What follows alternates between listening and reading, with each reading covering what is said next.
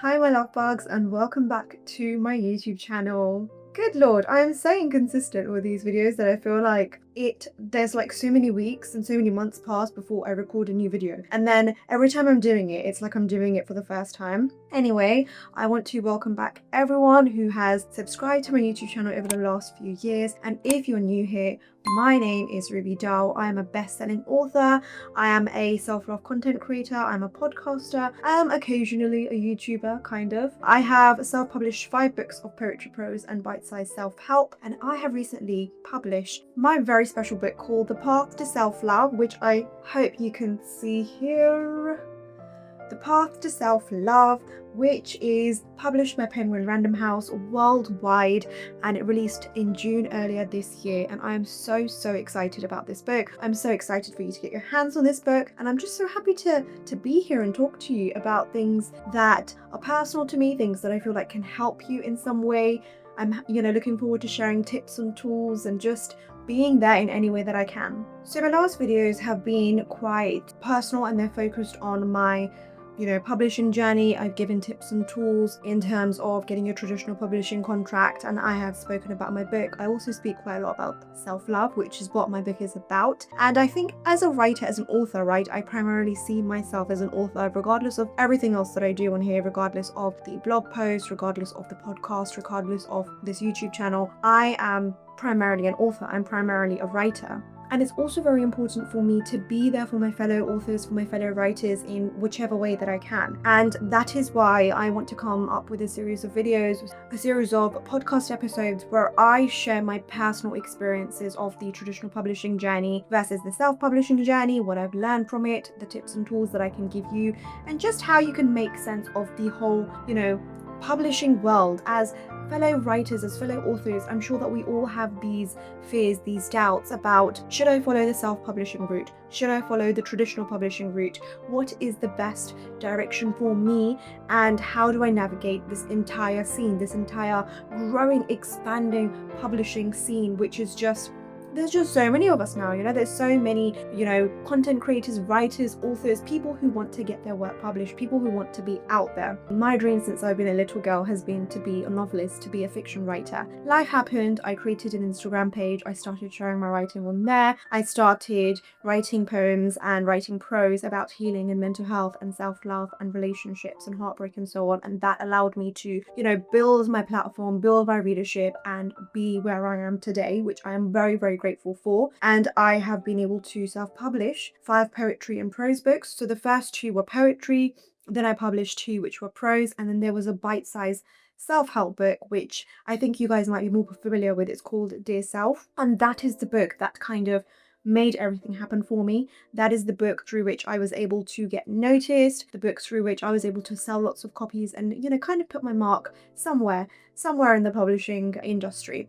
And after that, after navigating the self-publishing journey, I finally managed to gain a traditional publishing contract with Penguin Random House. And I managed to publish my very first personal development book called The Path to Self-Love, which I showed you earlier. So I've seen both sides of the coin. I've seen the side of self-publishing, I've seen the side of traditional publishing, and I've seen both of these sides from the perspective of a non-fiction author, right? A non-fiction writer. For those of you who aren't familiar, if you're not a writer, if you're not an author, non-fiction is essentially not storytelling, not false storytelling. Fiction is basically stories, novels, fairy tales, fantasy books. Non-fiction is stuff that is not in the realm of stories, like they're not fake in that sense, but they can be story, it can be a narrative, but it's personal. So it's real, it's honest, it's raw, it's personal development books, it's commercial non-fiction books such as celebrities, memoirs, books in terms of cooking, mental health books, mindfulness books, yoga books. Those are all non-fiction books. And so my books have until now been non-fiction in that there is no characters, there's no story, there's no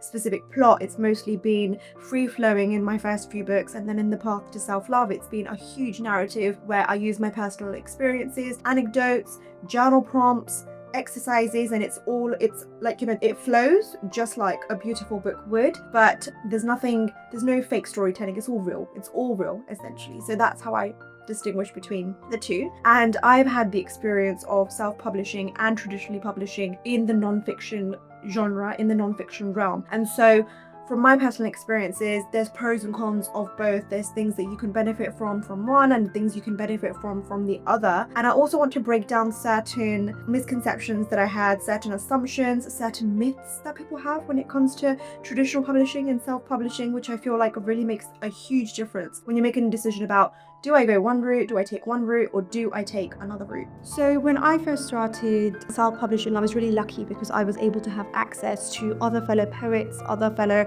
self-published authors in the industry at the time. I had just started out, okay? I had just started to share my work online. And I think that was the biggest blessing in disguise for me, because it's been over 8 years since I started sharing my work online, since I started sharing my quotes, my poetry pieces, my, prose. And a year after I started sharing those, I realized that there were so many other wonderful fellow poets who were doing so well in their career. They had self-published, they had accessed this realm of self-publishing that for so long I didn't really know about. And now we know about it because so many people self-publish. But at that time, it was a very new thing for people to do, self-publish, like be the publisher, the editor, the marketer of your own publishing journey.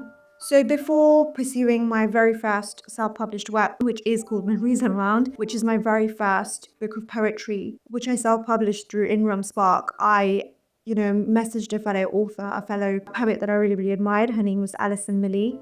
She's still on Instagram. She's still a beautiful, beautiful poet. And at the time, I messaged her. She was so friendly. She gave me all the useful advice and tips. She told me about her personal publishing experience. She was so, so helpful that I don't think without her initial advice and her initial information that she gave me, I would have been able to self-publish my very first poetry book. And it was really, really helpful, and it was really, really informative. Simply put, there are different routes to self-publishing, right? You could go to a particular platform that does print on demand, or you could go to a platform that prints all your books for you and then sends them to you, and then you're in charge of selling that, shipping it, and packaging it, and doing all of the nitty-gritty stuff. I feel like the best route to continue with is the print on demand service, just because it distributes it everywhere. It distributes your self-published work to all the different platforms. It goes online to Barnes & Noble, it goes online to Amazon, it goes online to Waterstones, to the Book Depository, it goes online to every single book retailer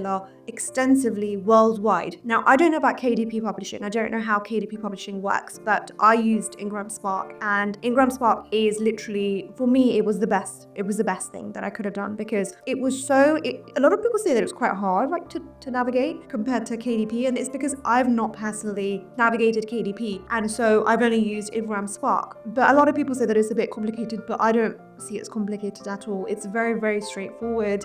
You put down the title of your book, you put down the short description, the long description, your bio, you put down the categories on Amazon that you want it to be seen on for, essentially. You put down the price that you want it to be, sold at in different countries. You also put down a different discount for each country, each jurisdiction. I would say that the ideal discount to put would be 35% and above, which, yes, cuts out a lot of what you're earning in terms of your royalties, but essentially you're not having to do anything other than upload your book, upload the cover and the interior of your book, and then Ingram Spark does everything else for you. And now, I don't personally know how KDP works, but online, like quite active on Threads and stuff, and I've seen that people who upload it on Threads on KDP,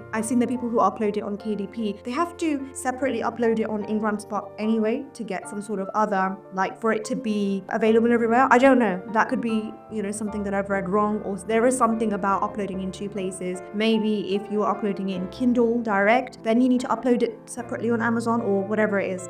But yeah, so I used Ingram Spark, and I used Ingram Spark for all 5 of my books, and it was great. The thing that I could say from my experience of self-publishing is that it is quite a lot when it comes to editing your work, when it comes to formatting it, when it comes to deciding the interior, the cover, when it comes to getting it into like the perfect thing that it needs to be before you upload it online. You are your own editor, you are your own graphic designer, you are your own, person who produces the whole thing. Now it's up to you whether you want to go and hire someone to make the front cover for you, or you want to do it yourself, whether you want to hire someone to do the editing, all of that. When it comes to poetry, because I published micro poetry and quotes in the beginning, it wasn't really, I've noticed this even about traditional publishing as well, that when it comes to poetry, it's very hard to edit it in a way that you would edit like a full narrative piece. And so with self-publishing, poetry, what I usually did is I sent it to my beta readers. I sent it to fellow poets who told me whether or not, the structure was flowing and so on. But yeah, with poetry, I didn't really get it edited extensively. But yes, if you were to self-publish a fiction piece of work, like a novel or a short story or a novella, I would 100% say that you need to get that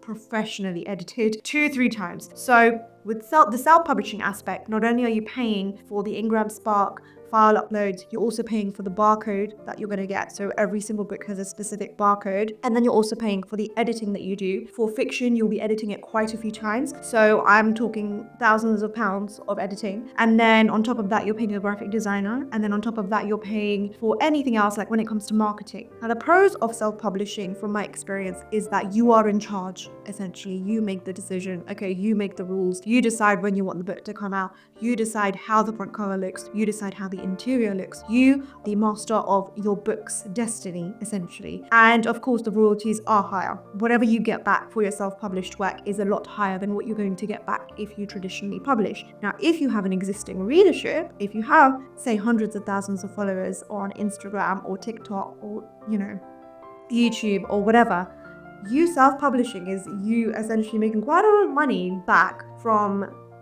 publishing it. But of course, the one myth that people have when they think about publishing and self-publishing in general is that I'm going to make a lot of money from this, and that's not always the case. Okay, 90% of the time that is not the case. So if you're going into self-publishing with the intention that I'm going to make so much money, if you don't have an existing readership already, and an existing readership, by that I mean people who are actually going to buy your book, not just people who follow you, okay? Because there's a difference between someone who's got, and I've learned this from my personal experience, hundreds and hundreds of thousands of followers who just like their quotes or who just like their pictures, and then there's a difference between them and actually going out and buying your book. So with self-publishing, the one thing you need to make sure in your mind, you need to be certain of, is that you're going to be spending quite a lot of money on publishing it, on getting it out into the world. 1.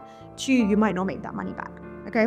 The positives are that you're in creative control. You are in control of your book, you're in control of how it goes, you're in control of your marketing, you're in control of pretty much everything. So you have the stress and everything is on you, but not, you're not relying on other people. And also when it comes out, which is something that I would tell you about when I was traditionally publishing, but when it comes out, you don't feel as stressed. Okay, so when I was self-publishing, I can't explain to you how less stressed I was compared to when I traditionally published. So every single one of my self-published works, when it came out, I was stressed. Yes, I was like, oh my God, how is this going to go? But if it didn't go according to how I wanted, and that's another thing, I never felt let down. So every time my books released, every time my books were published, I was like, oh my God, they're doing so well.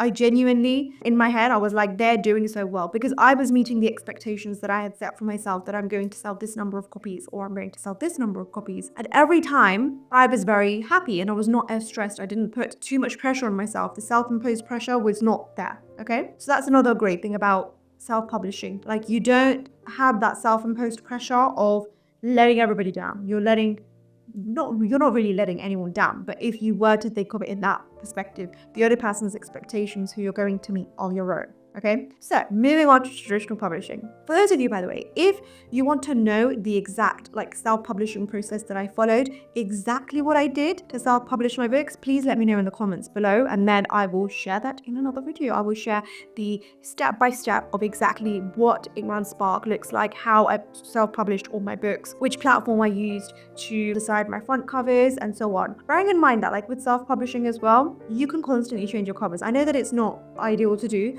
but I changed the front. None of my books right now have the same cover that they did when I first released it, because when I released it, I was like, oh yeah, great. And then after a couple of months, I was like, yeah, you know what? I don't really like that cover. So that was another, I could control that, right? I could be like, okay, yeah, I'm just going to change the cover. I want to speak to my readers, see what they think. And if they don't like it as well, I'm going to change it. And that's what I did. So that's one thing with self-publishing. Now with traditional publishing, a disclaimer, I signed with my dream publishing company, okay? So I may be biased, but when I first got the contract with Penguin Random House, I was literally crying tears of joy because of how happy I was. So with traditional publishing, the process is a lot longer, which is actually another pro, I would say, of self-publishing, that the process is under your control, okay? So it's not as long of a process, firstly. Secondly, it doesn't take years for you to get to that point. You decide how long you want to take.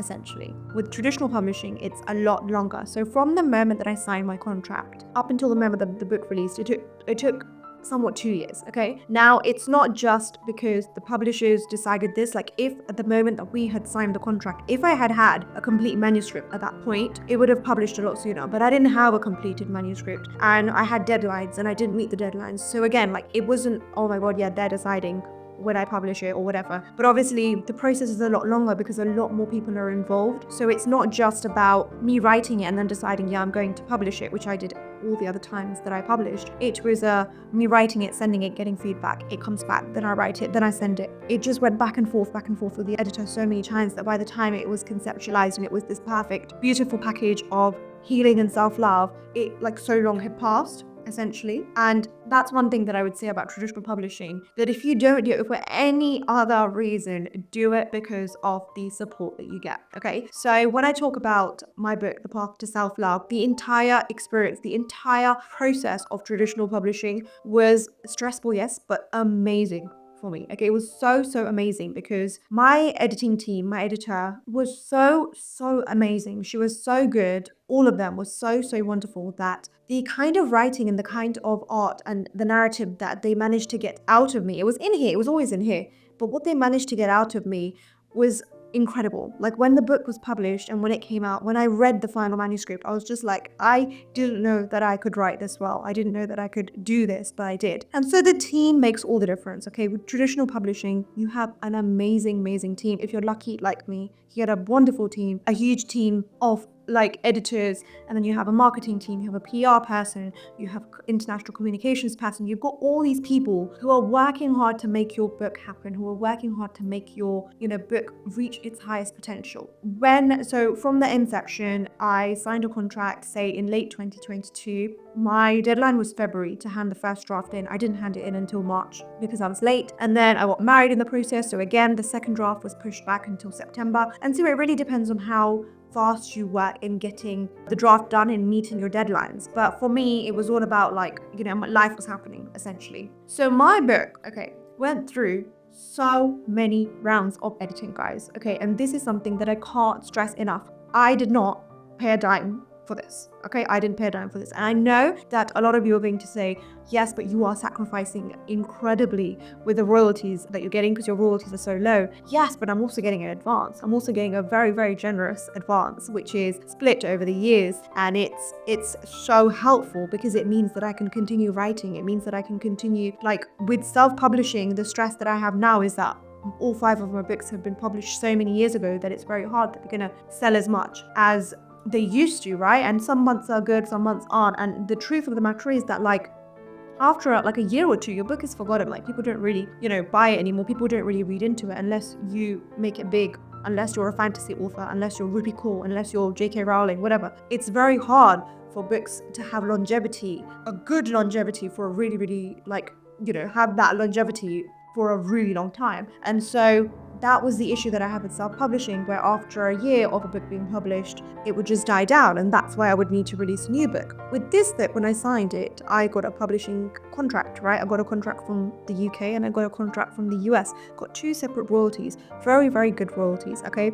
And once I got these royalties, I was like, in the back of my head, I was like, I'm getting paid to do this, and the book hasn't even come out yet, okay? And that just secured me because it gave me like peace of mind that I'm going to work on this project and I've already been paid for it, essentially. Of course, I'm going to work really hard to make sure this project is amazing and the best that I can possibly do, but I have been safeguarded, okay? And that was one thing that really helped me, and it made me feel really safe and secure, essentially. So if you were to go into traditional publishing, I would say go into it just for the sake of the team that you get to work with. And the reason why I say this is because my team was amazing. My entire publishing experience, traditional publishing experience, was very good, very good, very positive. I loved the people that I worked with. They were kind, they were considerate. And you guys, you need to understand that, like, your book that they're working on is not the only book that they're working on. They're working on so many books. Not once did I feel like my book was one amongst many. Not once did I feel like they don't care about my book. Not once did I feel like my book doesn't matter, or they're not paying attention to it, or they're not paying attention to me. Every single question that I asked, every time I reached out to them, every time I messaged them, every time I contacted them, I was responded to with so much enthusiasm, so much love, so much compassion. And it was like everyone is passionate about my book. It's not just my book, it's theirs too. That's how it felt to me. That's how special I felt. That's how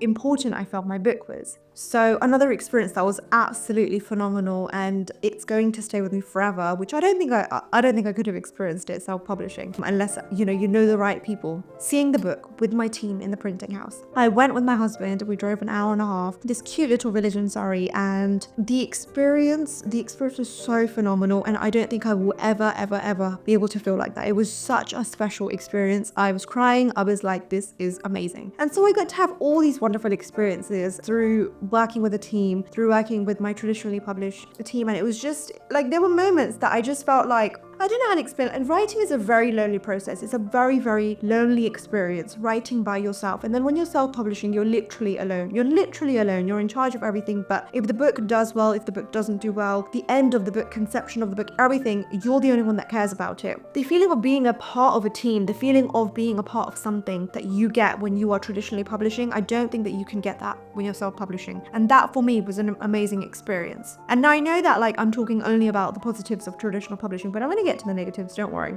And so that was another wonderful experience. And I think leading up to the announcement of the book, I felt so high. I felt like I was on a high. I felt like this is the best experience I could have ever had, and I enjoyed it so much. But then when I announced the book, for some reason it just went from a high to a low. I don't know what it was. We still had like a whole campaign. We had a whole this is going to happen, that's going to happen, everything. But I had expected in my mind that when I announced the release of my book, my traditional publishing team is going to be right behind me, in that, Penguin's going to announce it on their pages, and they're going to, it's going to be on social media, it's going to be here, it's going to be there, it's going to be everywhere, basically. That didn't happen, okay? So it wasn't even retweeted on the Penguin House website, nothing of that sort. It was just on the Instagram, it was just on so I was with eBury, so it was on their, not even their eBury page, but the eBury South page, which was like even smaller. It was just such a small page, and it was announced, I don't even think on their page. It was just a retweet or something, whatever it was. My expectation was that in terms of marketing, the publishing team is going to put their all, and they're going to market it on their social media. They're going to market it everywhere. And that didn't take place. And that was a bummer for me, because it was like, okay, so I'm doing all the marketing. Is that what it is? Like, we've got this whole marketing campaign, but I'm doing all the social media stuff. Because yes, they were doing things on their end. They created all these PR boxes. They, reached out to a wonderful brand, the US and the UK. They reached out to brands. They created like a book for all the influencers, a package for the influencers to send over to them. They sent emails to their networks, their newsletters, their team. They did all that stuff, okay? Social media is really, really big. And for me, the biggest, expectation was that they would market my book on social media and they would promote it on there. And it didn't happen, okay? Now, there's two ways to go about this. A lot of people say that that thing is not guaranteed. They've not written it in your contract, and that's true. They've not written it. It was just an expectation that I had. So again, myth busted, okay? There's two ways. People say that if you're a celebrity, if you're someone who's really big, someone who has already brought in the sales with your pre-order announcement, then they're going to push for it even more. But if you don't, then they won't push for it. But it's a bit contradictory, because it's like, if I've announced the book and it's not doing as well, when I've announced it, you guys have a bigger platform. You guys have a platform that's like a readership platform, right? And you don't just have Penguin Random House here. You've got it in India, you've got it in US, you've got like all these different social media platforms. Why not give me a little boost? Why not give me a little bit of a push to try and get the book out there even more? An alternative is, well, they've got so many books coming out, Ruby. Like, what do you expect? They've got so many books coming out. They're going to focus on the ones that, are going to either do well, or they have the chance to do well. Another is that, it's not something that's vocalized. It's not something that's said to you, but there's this incentive that people these days who secure contracts, such as myself, I put myself in that category. You get these books called like platform books, essentially, where they sell you a contract and they believe in your book, but essentially looking at your platform, they're more likely to sign you if you've got a bigger platform. And so because I had a bigger platform, the time that we signed, I had like 400,000 followers, and they probably had this perception, and this was in my contract, that I'm going to promote it. I'm going to, do posts, I'm going to do marketing, I'm going to do all of that. And I was like, yeah, I'm going to do it. And there's this incentive that people with bigger platforms, the marketing is kind of like, it's on them basically. And so the idea that you're going to have these social media campaigns, have these social media it's not going to happen from there, and you're going to have to do it yourself. Then that was one of the reasons why I had signed with them. I had signed with them because I was like, firstly, the name of the publishing company, like, oh my God, Penguin Random House, that's amazing. But secondly, I'm sure that they're going to promote it as well. I'm sure they're going to not only reach out to their contacts, but also post it on their social media, post it, do these ads, do these posts. That didn't happen. So that was another thing that like kind of gave me a bummer. Another thing was that by that point, because my expectations of, what's going to happen from their end weren't met, and there were a lot of things they had done. As I said, my PR and marketing team was very helpful and very, very wonderful. Like they, from their perspective, they did everything that they could, and I really appreciated it. But there's these myths, right? There's these myths that we have in our head about what traditional marketing and what traditional publishing is going to look like. And when it doesn't look like that, we think, oh my God, they've done us wrong, or oh my God, the traditional publisher has screwed us over, or whatever. But you have to think about it this way. Thousands and thousands of books are published every month, okay? Every week there's so many books published. When your book is coming out by a particular imprint, they're not just releasing your book in that particular month. They're releasing so many, okay? And there's so many coming out on the day that your book is releasing. And so the whole time when I was working with my team, I never felt like my book is one of many because of how passionate and how, wonderful they were throughout the entire experience. But when the book was coming out, when, the release date was announced, and then when the book was releasing, that's when it got to me where I was like, oh no, but my book is one of the many. They are focused on so many books. And as much as they have done for me, now is the time when the authors are going to start speaking. Now is the time when my book needs to speak for itself. And if my book is not speaking for itself, there's only so much that they're going to do for me. I'm going to have to push for it as much as I can. So one myth about traditional publishing, which we think that, okay, yeah, traditional publishing is better than self-publishing. The idea that it's going to be well marketed, it's going to be even, we're not going to have to do as much as they are. I'm really sorry, but that's not the case. With self-publishing, with traditional publishing, you are gonna have to market your book. If you think that you don't need to market your book and you just need to write it and you need to leave the rest to the publisher, your book is never gonna do that well, okay? And that's the fact of it. And if it's, these days people are like, and I do this myself, where I'm like, oh, I don't want to be like, I've become a social media content creator and I've become a self-love content creator when really I just wanted to be an author. Even back in the days, authors used to promote their books, okay? Now we do it virtually, now we do it via social media. Back in the days, they would do signings, they would do world tours, they would do so much to get the book out there. It wasn't just on the publisher. It wasn't just on the publisher to be like, yeah, this book's come out, come and buy it. Like, it's not like that, okay? And that's one myth about traditional publishing that for me was broken, but also it needs to, you need to kind of accept as well that a traditional publishing company is not going to do for you marketing wise what you expect them to do, because at the end of it, marketing your book is on you. They're going to do as much as they can, but you need to market your own book. Another myth that I had, and this myth, oh my God. So I've spoken to so many authors about this, and we think that when we sign a traditional publishing contract, we think that this is it. Like, this is my moment. And once I've signed with this traditional publishing house, once I've released my book, that's it. I'm a New York Times bestselling author. I'm a Sunday Times bestseller. I'm a best-selling author. Like, I'm guaranteed to be a best-selling author, okay? And this was an expectation that I had too, because I was like, if my other book did so well, which, by the way, everything makes a difference. My book was published during COVID, okay? And COVID had helped so many people with taking their careers from one step to a different step. And so my perception that this book is going to do so much better, because yes, it is much better. Okay, I'm going to say it, like, as you evolve as a writer, your work gets even better and better. And for me, the path to self-love is so much better than anything I've written, so much better than anything I've done. I put so much hard work into it, more hard work than I've put into any other book. So many people put so much hard work into it. And so I was like, yep, this book is going to be the best book that I've ever written, and it's going to do so well. Done. Like, that myth was busted, because getting a traditional publishing contract does not guarantee book sales. It does not guarantee that people are going to buy your book. Yes, it's got the Penguin Random House name on it. Yes, I'm a Penguin author now, and that's something that I'm always going to be so proud of. However, that doesn't mean that your book is going to sell. My book, I don't know till date how many copies I've sold. Okay, I'm going to be very honest. I've not asked them because I don't want to know, because I feel like if I find out, I'll be really upset. Okay, it's that simple. I'll be really upset. And that's another like myth that was busted, where this idea that because I'm signing with Penguin, my books are gonna sell. Like, it's definitely gonna sell. It's gonna do great. It's gonna be wonderful. This is gonna happen. It didn't happen. Okay, it didn't happen. And I think a lot of people feel this, and I felt it too, where when the book came out, I went through an extreme low. And a lot of authors go through this. I never went through this when I self-published. Like, I never went through this low. I never went through this, like, I don't know how to explain it, this feeling of I am a failure. Like this, just like you go up the mountain, you go poof, like that, basically. When I self-published, I didn't go through that. Okay. And one reason that I can give for this, one explanation that I can give for this is that when I self-published, the only person's expectations that I put on myself were mine. So if there was anyone that I was going to let down with me not meeting the expectations of the book doing well, would be mine. Okay. But with traditional publishing, it was, and I can say this with all honesty, my team did not put that pressure on me. Nobody put that pressure on me. Okay. Nobody put that pressure of, Ruby, your book is not doing well. You need to do this. You need to do that. Because if I speak for myself, I marketed the shit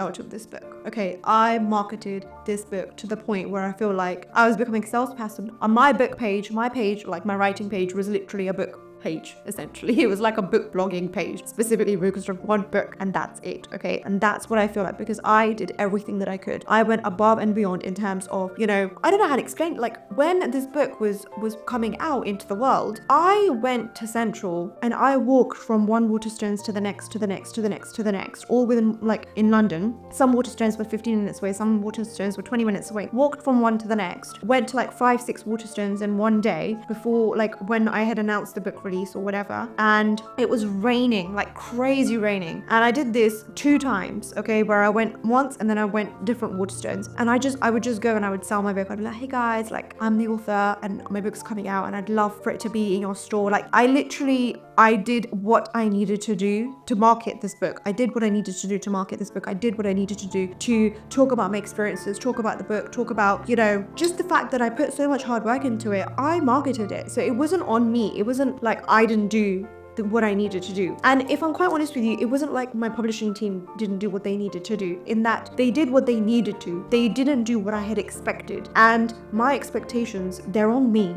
Like, they're not on them, okay? Because my expectations that they're going to put my book on a pedestal and they'll market it on every single social media platform that they have, and they're going to give me all these book signings, all these book tours, and a talk and everything. And when that didn't happen, I was upset, but that wasn't something that was their role at the end of it, okay? Because look, publishing it's an industry where their prime focus is to sell books, and they're going to sell the books. They're going to focus on the books and market the books that are going to sell, that are already selling, and they're going to push those even more. But they're not necessarily going to do for you something that you expect just because you think that they should. Essentially, I'm just Ruby Dahl, okay? I am not JK Rowling. I am not. And yes, it will get to a point where I know for a fact that my books are going to do well. Like, I know deep down, I know that the goal that I have to be a New York Times bestselling author, to be a Sunday Times bestselling author, to be the author that I need to be, I know that it's going to happen for me one day. But the onus is on me. The expectation I should be on me.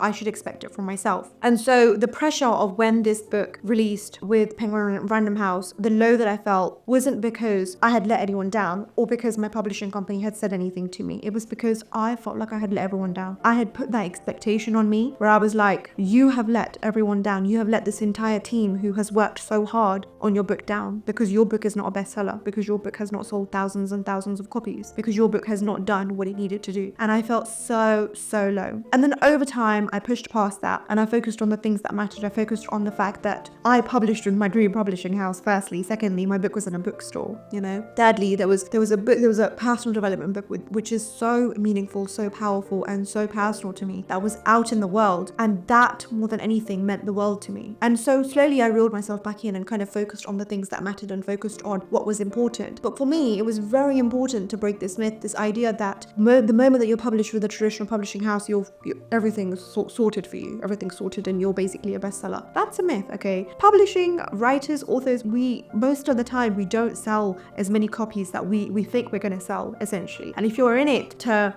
sell millions of copies, then you need to be out of it, essentially. You need to focus on why you're writing the book. And so eventually I remembered the why I wrote this book, the reason why I wrote this book, and the idea that, yeah, eventually the book will find who it needs to, but, you know, I need to keep focusing on the book and do what I need to do in order for it to find its people, in order for it to find the readers that are meant for it. So yeah, like, you know, traditional publishing is great. And I think that for many reasons that I did sign with the publishing company, those reasons stayed, okay? So I wanted an editing team. I wanted support in terms of a marketing plan. They gave me that. They gave me the marketing support. They gave me a whole PR plan. They gave me access to the resources that they had. But yeah, there were other expectations, subconscious expectations that I had. Oh, I'm going to sell so many copies now that I've got Penguin. Oh, I'm going to have so many book signings. Like, that's not dependent on them. Like, they reached out to all the people that I told them to reach out to. Like, I told my marketing company, my marketing team, okay, can you reach out to Waterstones? Can you tell them that I want to do a signing, this, that, and so on? But it just didn't pan out the way that it was supposed to, because the book didn't sell as much as I expected it to sell. I don't know how much it sold still, but it didn't. And so there's only so much they could do. And because books come out in seasons, the season for my book, before it could even get to that point of like it reaching its potential, the season was changed, and then they books in the next,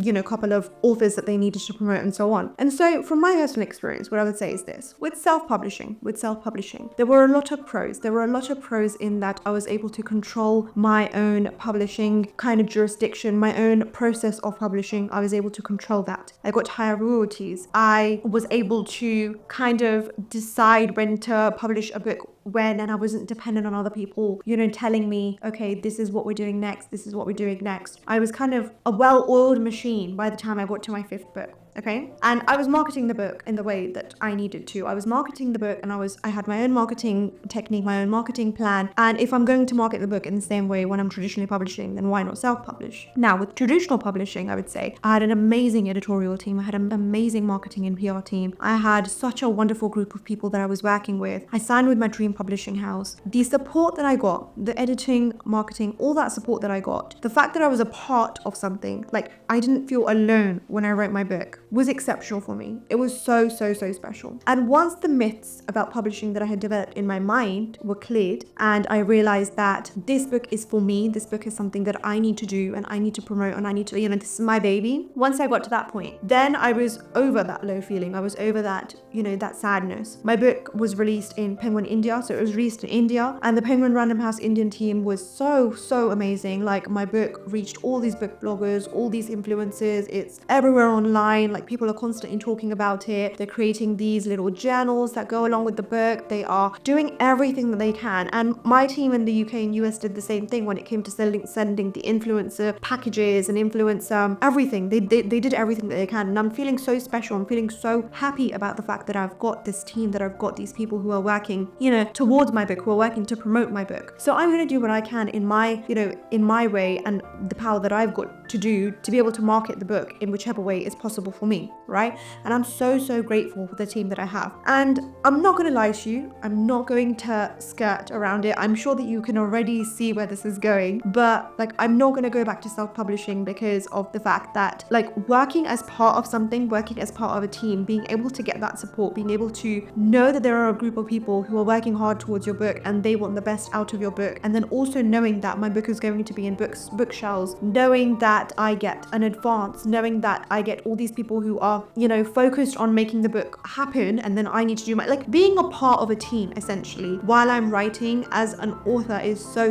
important to me, and I don't think I'm going to get that experience anywhere. Yes, royalties are higher for self-publishing, but then at the end of it, for self-publishing, what's the guarantee that you'll sell as many copies? Yeah, if we go in with that mindset, of course, Ruby, you know, you're not going to sell. But like, I'm someone who's self-published 5 books, okay? I've self-published 5 books. I'm someone who's built a social media community. I've got, you know, a community of nearly 1 million people right now, and if I was to solely rely on the social media community that I have to buy my books, I don't think I'd get very far, because most people who are on my platforms want to come on there, read the quotes, and then sign off, essentially. And so knowing that I have a traditional publishing company backing me up, knowing that I have a contract, knowing that I have a team, knowing that I have the resources that they can provide for me, I think it's exceptional. Honestly, I think it's really, really exceptional. I think once you get over the myths, once you get over the myths of traditional publishing, once you get over the, I'll be an instant bestseller and they're going to market my book for me as though my book is the only one that's selling for them. Like, you know, we need to get over those myths. And oh yeah, I'll instantly be in every single bookstore and I'll instantly have book signings and I'll be on the TV and I'll be doing like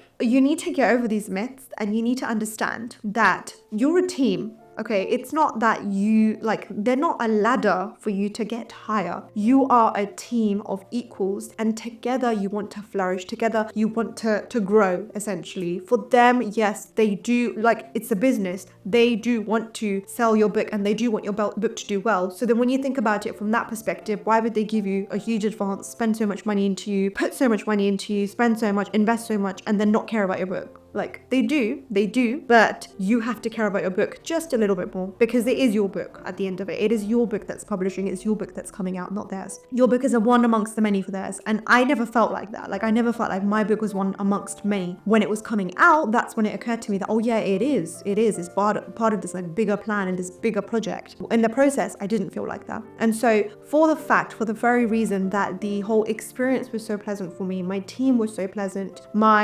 there are some experiences that I don't think I'll ever be able to forget with, you know, traditional publishing that I'm sorry, but if I get the chance to get another publishing contract, to write another book, I will.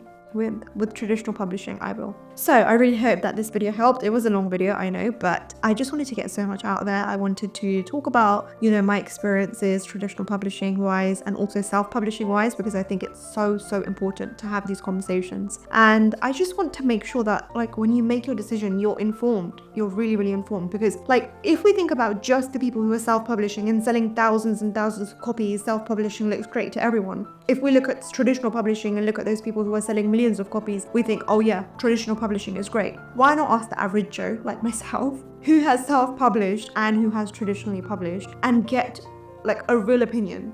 You know, why not talk to someone who knows the pros and cons of both, who has used both and who hasn't got the fame and the success that comes with either, to tell you what might be a good choice for you, essentially. And I think one thing that you need to remember, that it's not a race, it's a marathon. Like, being an author, writing books, publishing, it's not a race, it is always a marathon. Go for longevity, go for the long run. Don't go for like instant, you know, winning the race instantly, because I don't think that's ever going to be, you know, it's not going to last, basically. But yeah, thank you so much for watching today's video. I really hope that you got something useful out of it. Please like, comment and subscribe. Please let me know like what you would like me to record in the future, and I really hope that I see you guys very soon. Yeah, I am going to do a little self-promotion, because why not? My book has come out, and if you haven't already, please go and grab The Path to Self-Love. It is literally a beautiful book. It is, you know, here I am right here. Yeah, there I am. And yeah, I really hope that you grab this beauty that is The Path to Self-Love. So yeah, see you guys.